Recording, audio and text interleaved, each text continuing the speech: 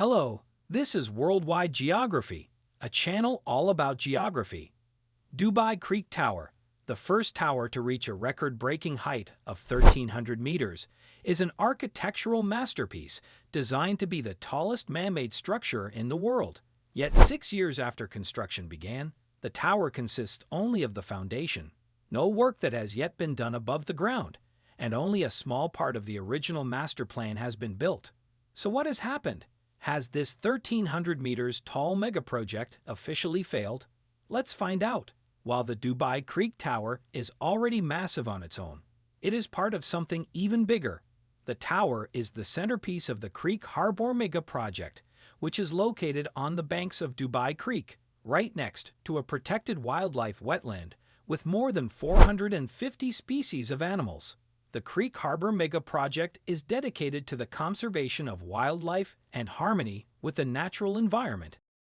Using the most modern ecological solutions, the project will be interspersed with green spaces and powered by solar energy to minimize the impact on the environment. Dubai Creek Harbour was started as a major joint project between Dubai Holding and Emaar Properties, which also built the Burj Khalifa, the current world's tallest skyscraper. The area will be built over the next 20 years and provide space for more than 200,000 residents and 450 living and working people. It is set to become the largest pedestrian zone in the world, creating an accessible and sustainable city of the future. But what started as a partnership between Emaar Properties and the state-owned Dubai Holding became 100% Emaar Properties in the summer of 2022.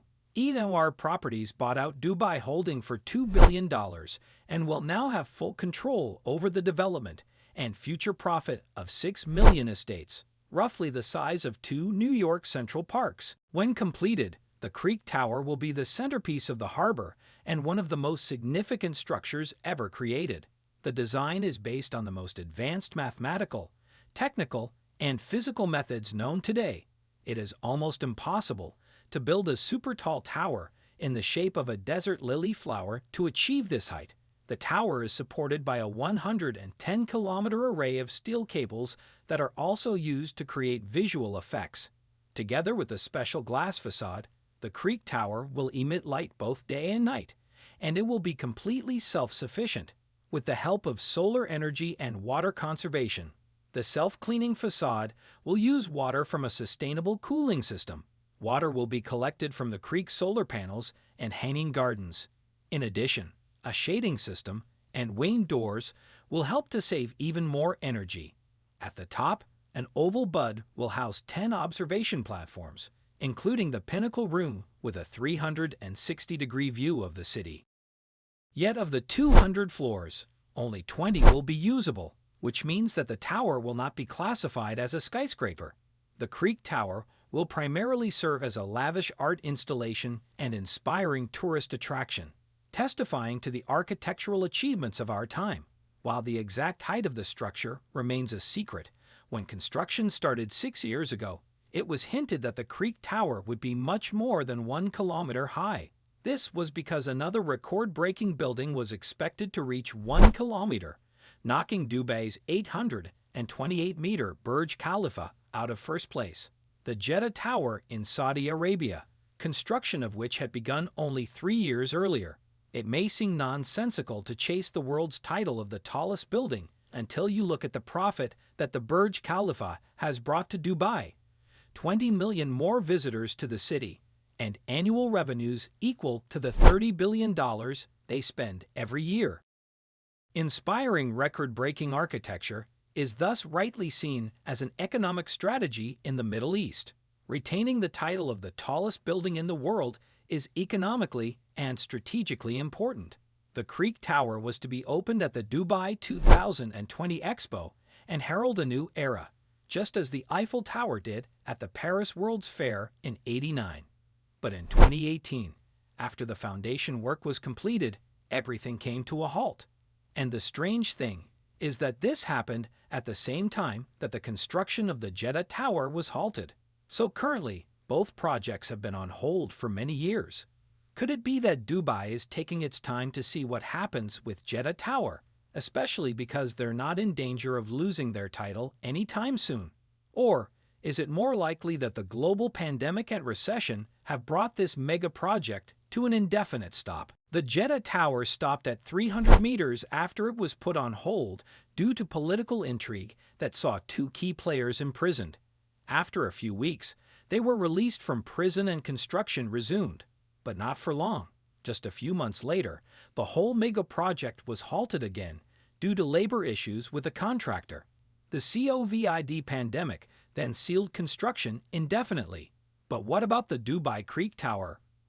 Right before COVID hit, the developers of the tower were about to sign a contract with a Chinese company to continue construction and finish the project. When the pandemic broke out, these construction plans were canceled. But is there more to this story?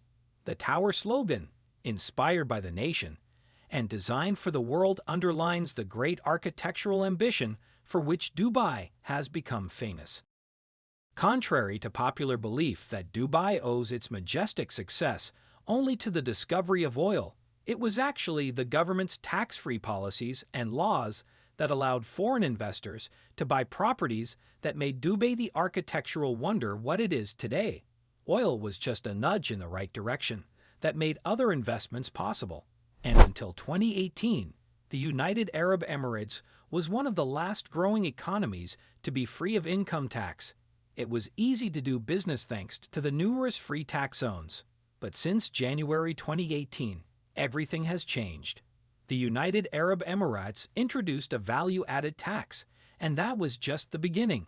Even though the tax rate was modest, it meant that businesses now had to calculate the taxes and worry about the penalties if they didn't comply with the new laws. And in 2021, the United Arab Emirates introduced another tax, a corporate tax on company profits. Doing business got even more complicated. But that's not all. In addition to the tax burden, the United Arab Emirates must also meet the complex and costly requirements of the UN Agenda 2030. The United Arab Emirates has been a member of the UN since 1971.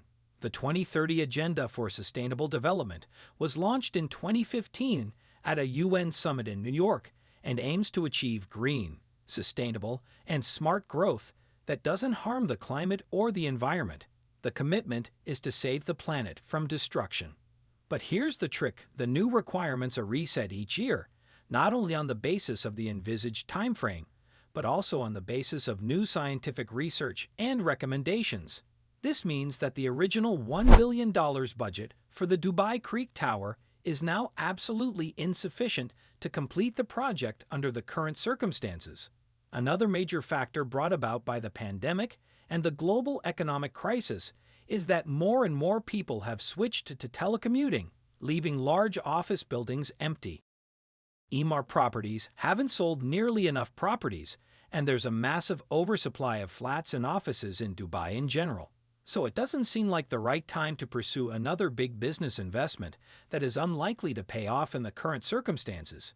Yes, everything has changed for the United Arab Emirates. From newly introduced corporate taxes, green requirements, and broken supply chains to new human behaviors and tourists' financial capabilities, great architecture has always been a witness to time.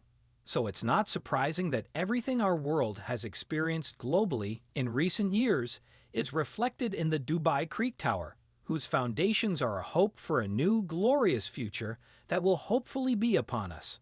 All right, that's all for this video on worldwide geography. If you're interested in this topic, please comment and share your views. If you like our channel, please subscribe, like, and share. See you in the next video.